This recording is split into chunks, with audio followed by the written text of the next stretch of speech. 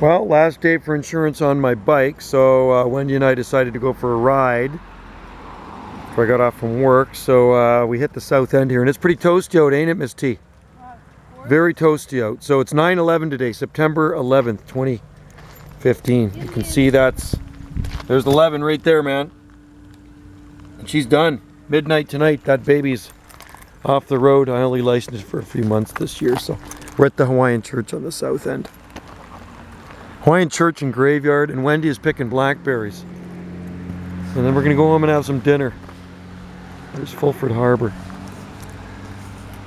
Right there on the south end of Salt Spring Island, and it's an 80-degree afternoon here. It's hot, isn't it? And I'm wearing leathers, so it's even hotter because I was riding. So this is about a half-hour ride from our place on the north end.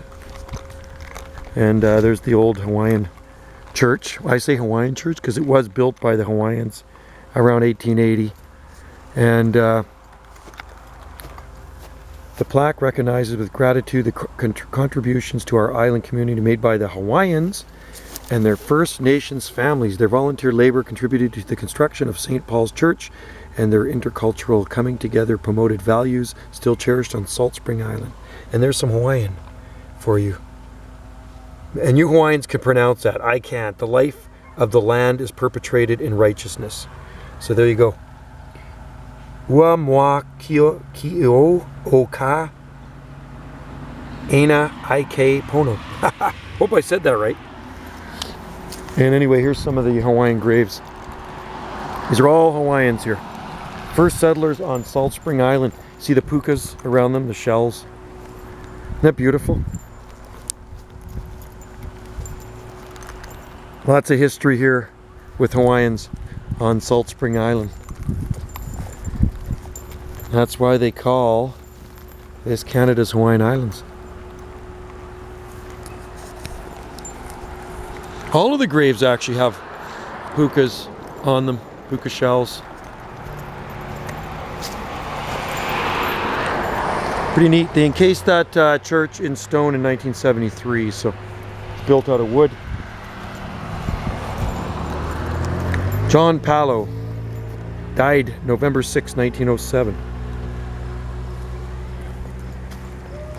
Mary H, in memory of Mary H. Very, very old graves. It's quite a good-sized graveyard.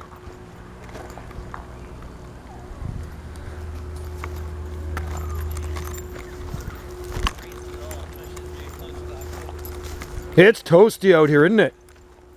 It's so warm, isn't it? Keep it up. Another month. That's all I ask. Well, it could, easily, for sure. It's been a dry summer. We just started. I did the first mowing at Portlock just the other day. We'll be mowing right through the winter this year. Yeah, I love this church. I always come down here. It's the Hawaiian history I like. That's why I always take pictures. The Hawaiians that built this. Okay, I'm coming in. He's got to go. It's beautiful. Thank you. Now that's a church, eh? Isn't that beautiful? Look at that. Built in the 1880s by the Portuguese and the Hawaiians.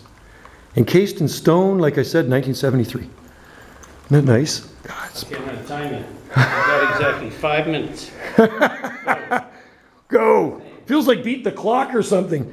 And look at the pews. These are probably made out of local wood too. The church windows came out of the Butter Church in Cowichan Bay and brought over by canoe. And the Butter Church ran from 1870 to 1880. Yeah, isn't that amazing? That's just beautiful. So what's back here? Look at that. It's been years since I've been in here. I think the last time I was in here is probably about 34 years ago. Oh yeah, I think there's a nest there. Mind your manners. Now that's a beautiful church. Thank you very much, sir. Yeah, thank you. I love The it. wasps. There seem to be a bunch of wasps flying right through the end. Yeah, I'm gonna get out of here. Thanks. That's awesome. Yeah, look at them right there. Mud daubers. Don't get stung.